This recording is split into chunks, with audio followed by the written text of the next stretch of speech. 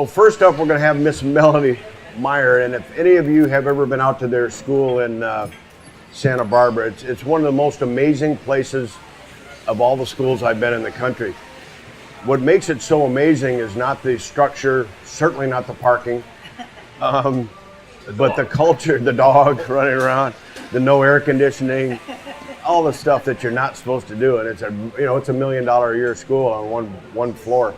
But it's the culture that makes it go so unbelievable out there. I've never seen the spirit of a school so strong as this place. And the culture that they've developed of like-minded people who believe in a healthy lifestyle, believe in the martial arts way. They've got 600 or 700 of them that are really involved in that. They do a tremendous job. So let's welcome Miss Melodee Meyer. We'll get this started. Plus, she's really purty. Oh, good morning. Are you guys awake? How do I know you're awake? Give me a thumbs up if you're awake this morning. Yes, good job. All right.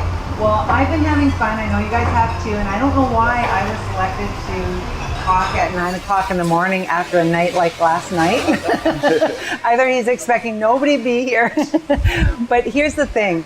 I know that you guys know that we have a strong kickboxing program, and that I was asked really to speak about kickboxing, but I'm kind of getting tired of talking about kickboxing. And you guys know that we have a kickboxing program, and I didn't want you to think that this is all, and as you saw yesterday, you've got some experts sharing with you that have programs, but we don't want to be selling these programs up here. What we want to do is to be providing valuable information. So when I was thinking about what to share with you today that we have learned the most from building a school from nothing is really what your priorities need to be as far as marketing is concerned.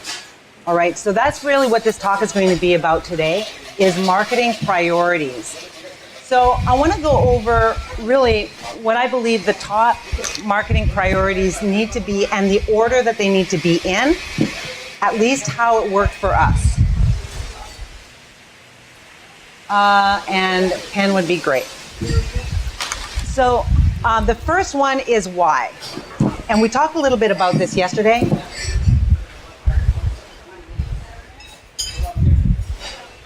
You need to have a strong why.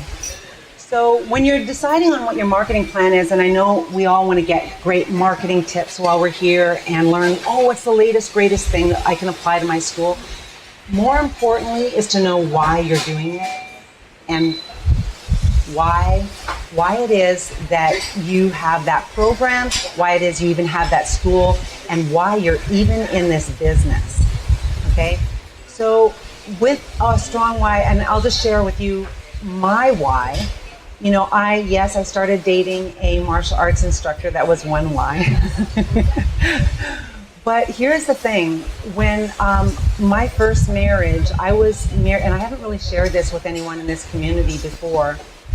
I was married to someone and I experienced a lot of abuse in that relationship. It didn't start with abuse. It just gradually became worse and worse and worse until one night I was sleeping. We had an argument and I was sleeping in my bed, and suddenly my husband came busting into the room, and he took the baby out of the crib and left and said he was going to go kill himself.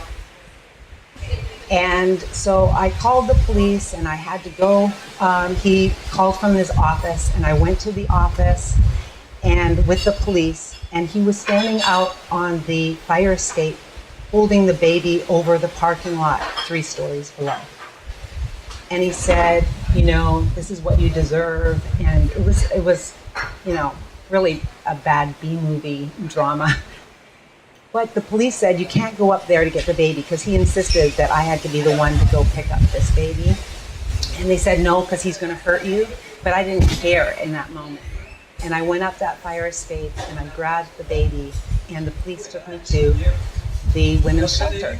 So I was in the women's shelter, and I was still thinking, I was very optimistic, and I was still thinking that this was all going to work out and that he was just upset. And I shouldn't have said the things I said earlier in the night, those kind of things. And so the woman, Gwen, was checking me into the women's shelter, and there was nobody else there in this house. And I said, oh, are we the only ones here? And she goes, oh, no, everyone's at the funeral. And I said, well, what funeral? And she goes, well, actually, Tanya was here last week with her son, and she went back to her husband, and her husband took the baby and slammed his head against the wall. And they're at his little funeral. And I was like, what? And I got to tell you, with all the abuse that I've been through, and I've been through the hospital, and I've been in a lot of other dangerous situations, but it wasn't until that moment that I had a breakthrough, really, where it was very clear that this was the time I need to make a change in my life. I knew in that moment that things were different and that I had to make some different choices. And that was the beginning of my why, okay? That is why I work with people, I work with women especially, I work with adults, because here I was an adult that grew up in a wonderful family that didn't know how to deal with abuse, that didn't actually even know how to deal with arguments. My parents never argued. I didn't even know how you disagreed on something. Some very, very basic skills that I did not have, that I became determined in my life, in my personal mission, to help other people. And so my why is so strong that it doesn't matter what it is that I'm doing out in the world. It just so happens that martial arts has been a wonderful and amazing way to be able to communicate these kinds of skills. Because as you know, it's not about kicking and punching and even learning how to defend yourself. It's learning how to stand up for yourself and all those other, personal and character traits that we actually instill in our students. So I've got a very, very strong why, and I want to challenge you this morning to think about, what is your why? Why are you in this business? Because if it's only for the money, there's lots of other ways and simpler ways to make money, all right? But if you have a very strong why, and that's communicated in your marketing, like I said, it's not about telling stories and terrible things about your past. I don't tell my students this story necessarily, but the truth is that you're always communicating in other ways.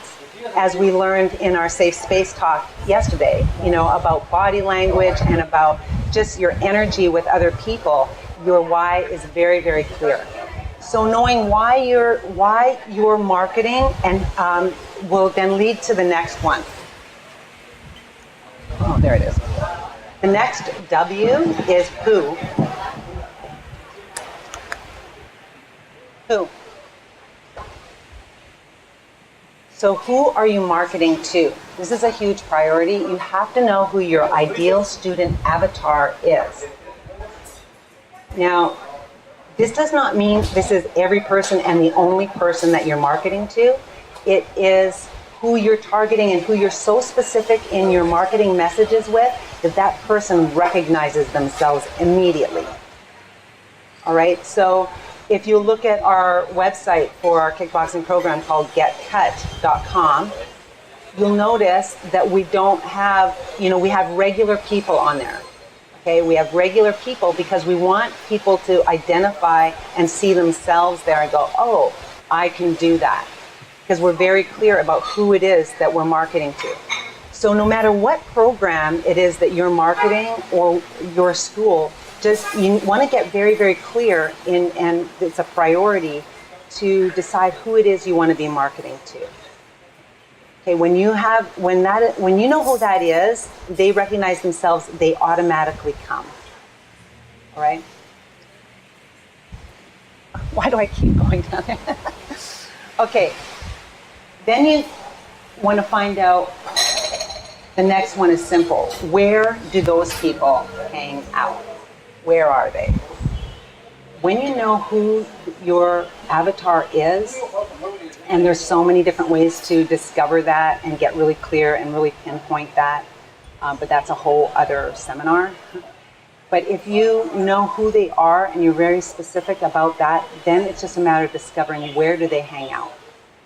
Now, many of you have schools that where your target market is children, All right, so you're going to places where there's children, like we were talking about yesterday with going to the schools, going out in the community, but then we're also targeting the moms, right, and the people who are making those money decisions. So where do they hang out? Where do they buy their coffee? Where do they work out? What is it that they do in their life where you can run into those people and meet those people? And then once you've found them, you know who they are and you know where they are, then what is it that you're going to offer them? So this becomes the how. See, many times when we want to learn something in marketing, we go directly to the how. How did you do that? How did you do that? I have that all the time with our kickboxing program. How do you do that? And why is yours successful and ours never did get off the ground? They think it's some like magic pill, okay? But that's because all of that other work wasn't done in advance. And that's why I wanted to share with you this whole idea of marketing priorities, because without this order, it doesn't matter how you do it. Okay, because if you get the right people in there, that's your tribe, and people that you're marketing to specifically, then the how really becomes a lot easier. Okay, so in our school, we wanted to attract adults.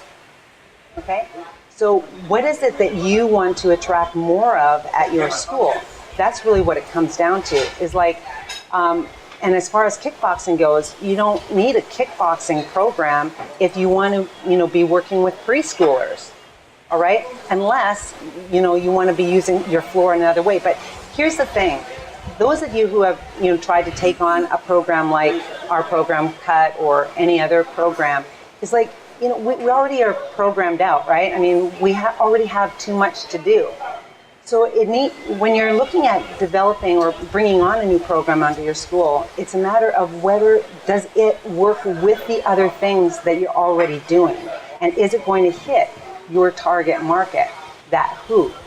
Because if it's not, then don't even consider it. Like, let it go. You don't have to do everything.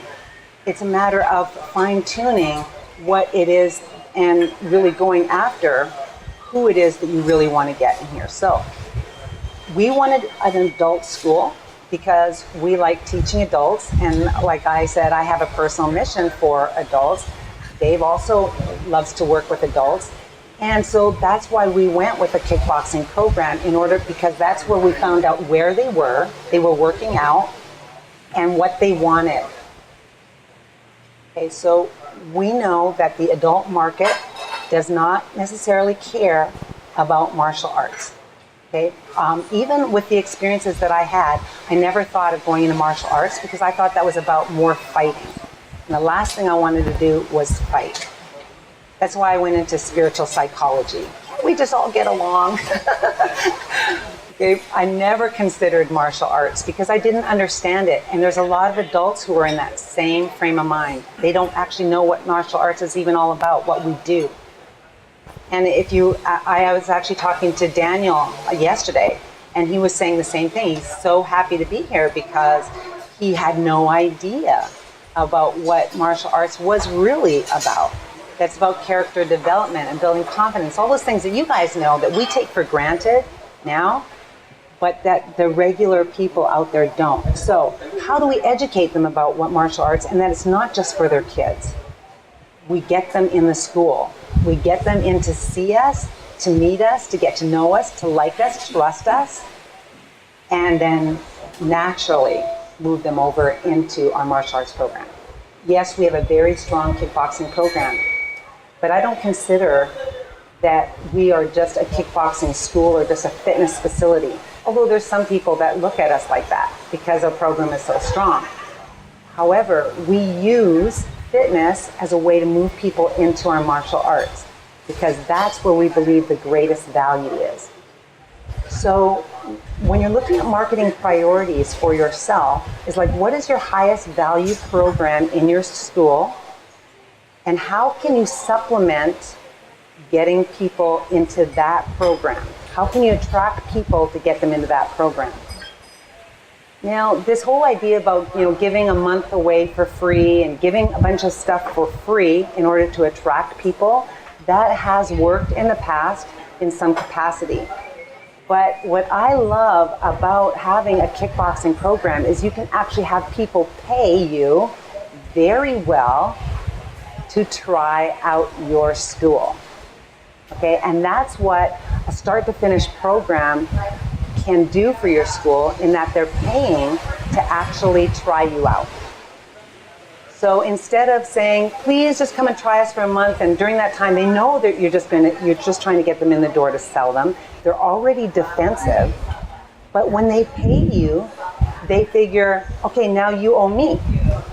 Okay, so now they're open to what it is you have to give them. You've paid them, so now they go, now give me. Instead of walking into your school going, don't give me too much, because I know you're going to try and sell me something. It's like, I paid you, now give me. And you give them. You give them the best program you possibly can. All right? That's going to give them such incredible results, they never, ever want to leave. You know, we have had people in our program, in our school, and the reason why we've been able to keep up numbers is because we have great retention. Now, how do you get good retention? Is you're always producing results, and you're getting people to that next level, so they don't want to miss anything. So instead of thinking about how can we bring in, 20 new people every month, it's like, how about just taking care of the ones you've got, and give them such amazing results. Now, I got to tell you, on the other side of things, that we do this for completely selfish reasons. Okay, one is because of our why, but also fitness is a high value to us personally. So again, kickboxing wouldn't necessarily be a good choice for you and your school if you don't value fitness, or it's not in your top values. I mean, we all value fitness to some degree, but when you're looking at your own personal values as a school owner, it's like, how high is fitness for you?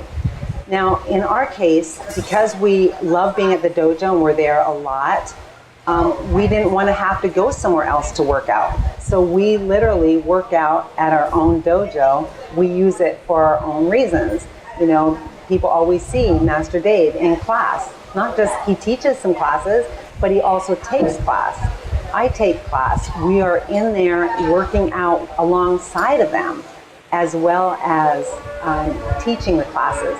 So they feel like they're very much part of a community, and it's great for us because we get to work out too, because that's a great value to us in the big scheme of things, just personally.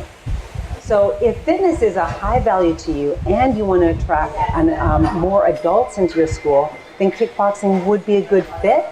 It's just a matter of deciding who that person is and where it is that you can find them, and then giving them an offer that they cannot refuse. All right? So yes, sometimes especially when we first started, we did offer like a free class for them to come and try a kickboxing class. But you gotta understand, the kickboxing classes are so different, the way that we structure them, from martial arts classes. So without the formalities, with music, high energy, we always have people talking to each other, lots of high fives. People come in, they go, oh my gosh. We make sure they feel very included, they meet other people. We start them in groups, so they already start with their own little group, so they feel very included. And in that way, they can really feel like they're already part of it, and they're not just like coming in for a onesie and like checking you out from afar. They're already involved. So we do that right from the get-go. And yes, we have, especially when we first started, we give away a free class to get them in to try that out. But then it is, then they're paying to actually be in our school for 9 weeks while we find out how many kids they have, what other programs we have that would help them out, their family, because that's what we target, is the entire family. And then we're looking forward to growing our kids program with the help of some people here. And but we can focus on that now because we've already got a school that runs on its own with these other programs. So that is marketing priorities. Let's just review. Why first? And if anybody wants to talk to me about or get clear about their why and like to do that this weekend, I would love to spend time because that's like the most fun for me. Who it is you want to attract, where they hang out, and what do they want that you can provide to them to get them into your school. Thank you guys. Appreciate you.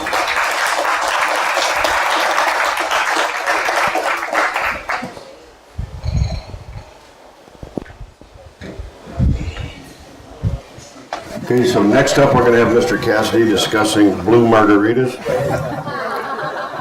It's going to be a real short conversation.